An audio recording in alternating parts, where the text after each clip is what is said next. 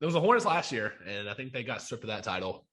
100%. Well, let's get into the Hornets. Let's do it. Bad time to be a Hornets fan. Miles Bridges, let's not sugarcoat it. Got arrested for domestic violence. It's awful. Awful every way you look at it. I'm not going to sit here and do all this, talk about domestic violence and stuff. It's just a bad situation all around. It's just, I sent it out on Twitter or whatever. It's just sad.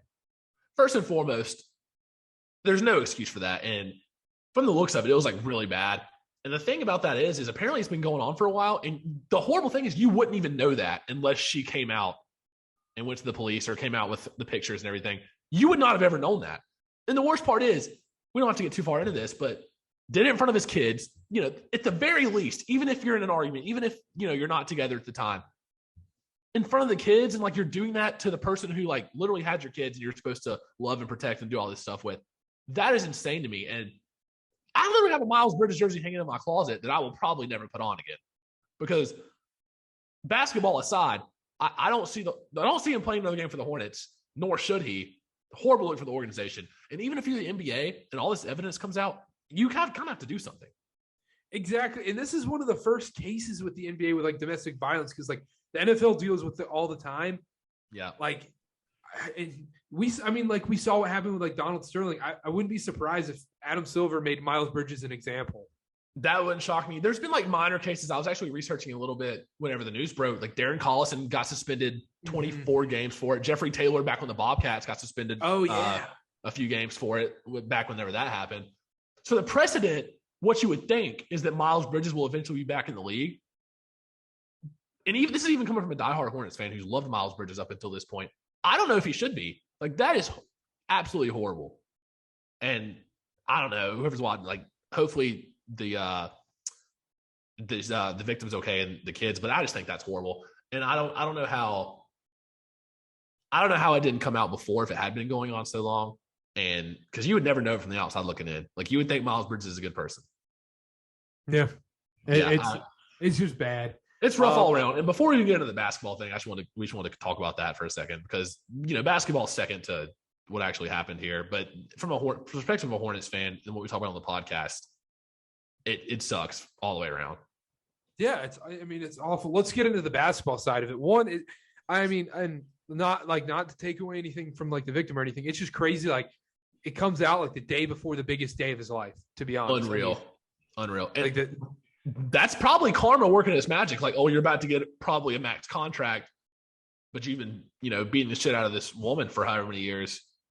The day before you're supposed to get a max contract. I think that's kind of not justice served, but thank God it came out before we got $120 million guaranteed dollars. Yeah, it's bad, but let's talk about the basketball side of it. Not even the basketball side.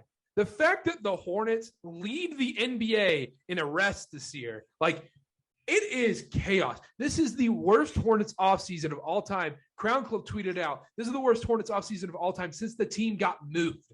And it's arguably up there with that, because this was the most important offseason we've ever had as Hornets fans, Bobcats fans, whatever. It's awful every way across the board. We rehire our old coach. One of our star players gets arrested for domestic violence. Our center is now got arrested for having weed.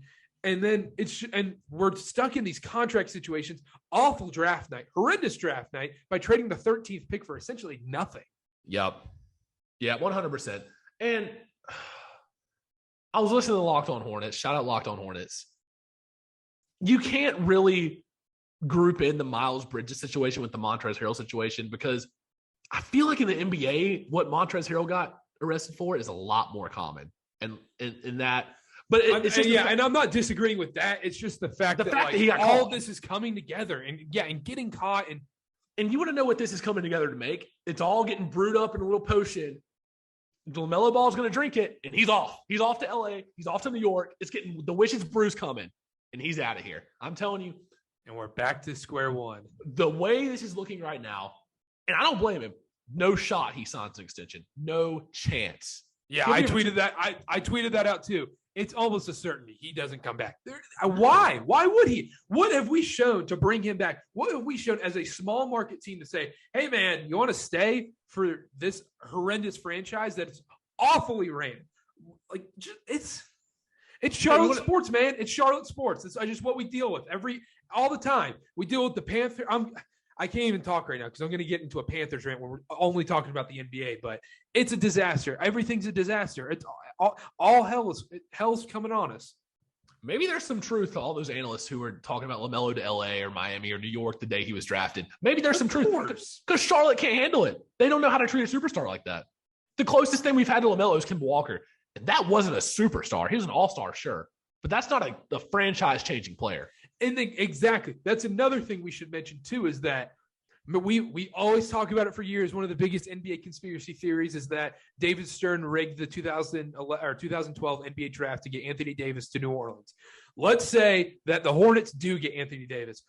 Who's to say that we do anything different than what New Orleans did? Because we always begged for a franchise generational talent kind of player. We never got it. We always got the Michael Kidd-Gilchrist, Noah Vonlehs, Cody Zellers, that kind of bull crap.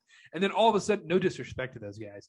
And then we come in and we finally get LaMelo, and it's awesome. We're like, oh my gosh, we're finally looking up. Like, Hornets are promising. People like the Hornets. Hornets are nationally recognized for outside their uniforms.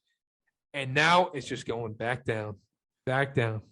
And the thing is, the Hornets have been drafting well, up until this point. Miles Bridges, but PJ Washington, Cody Martin, Devontae even Graham, Mark Williams. I like Mark Williams as a pick too. I'm perfectly fine with that. The reason I was upset on draft nights because we gave away a lottery pick for damn near nothing. But no, the Mark Williams pick I thought was great. It just seems like the Hornets are heading back down that dark road to square one, where it's like, oh, what can the Hornets do in a last ditch effort to keep LaMelo in Charlotte? And then they blow up the roster and trade away the future picks to try to keep LaMelo there, and then he leaves anyways. Because the thing is, if you're LaMelo, is it even worth signing the extension and then you have to force your way out? Like, is it even worth playing that 1 year to force your way out? Or do you just take less money to just be like, I'm done. I got to get out? I don't know. I honestly don't even know. I feel like you would. I honestly don't even know. I used to be confident that LaMelo would stick around. He really liked Charlotte. I thought we were doing a good job of building up the team around him. It feels hopeless right now. It feels like we get to have another couple years to have fun, watch LaMelo and make some crazy plays, maybe win a playing game, and that's it. I will say this, though, after the Steve Clifford hire, the more I hear him in interviews and everything, it makes me feel a lot better about Steve Clifford coming back. I mean, he's great with the media, obviously. I mean, we saw that before in Charlotte. I like it is like the more I hear him talk, the more I'm like, okay, like, was this that bad of a hire? Probably not. But the optics are awful, like we mentioned before. The one thing I did want to touch on, we'll probably close here. All the Hornets fans are freaking out because like the Hornets aren't making moves or anything. But honestly, like after the Miles situation and all that's going on, and with the Gordon Hayward contract we're kind of stuck to, what moves can the Hornets really make? And who do you really want that's available that we could realistically get? I don't know what to tell you over that, because it is true. The Hornets we haven't ran the exact, tracking it. I think they're one of the only teams to not have made a single move yet in the offseason. If not the only team, actually. I think we're the only team. Yeah, I think that's true. And with the whole Miles situation, they obviously are dealing with that. They have to come out with a statement, decide what to do. I assume rescind the qualifying offer and that kind of thing. But free agency wise, there's nobody else out there that I can really be like, wow, the Hornets should really get him. That's going to make a real difference.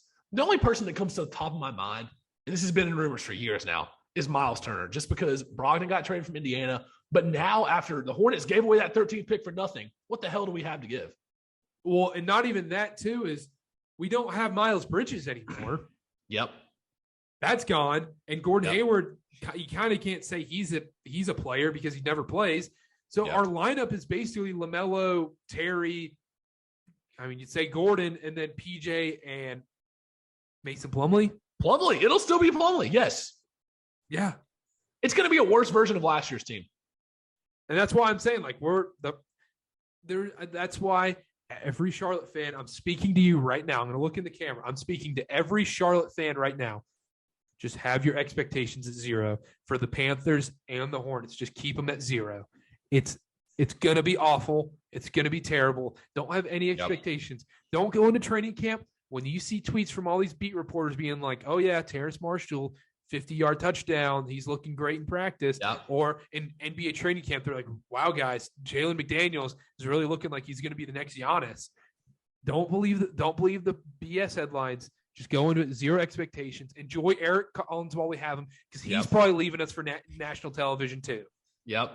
And hey, just going right off what you just said, don't fall for the Lamella to Kai Jones offseason crazy lobs that we're going to see. Because as soon as Kai Jones steps foot on that court, he's going to look like a deer in headlights. Don't fall for that crap. We thought he was going to be in the rotation last year. Clearly not. I don't even think. That's why I love sports. That's why I love sports, because I'm totally going to fall for all that crap. I'm going to see this. I'm going to see them like Kai Jones. I mean, he might make that next step to being an all-star. Why doesn't Nick Richards get 15 minutes a game? He's not that bad defensively. God. And the thing is, I pray to God that the Hornets don't send Mark Williams down that path where it's like, oh, you're going to be playing behind Nick Richards. And then he never sees the floor. That would be ridiculous. And that's something I could see. Yep. Maybe more so Borrego, but we'll see. Yeah. Just bad. It's bad time being a Charlotte sports fan. It is. I mean, 95% of our lifetime is bad being a Charlotte sports fan. But there was a glimpse. There was a glimpse of hope. And false hope is what will kill you.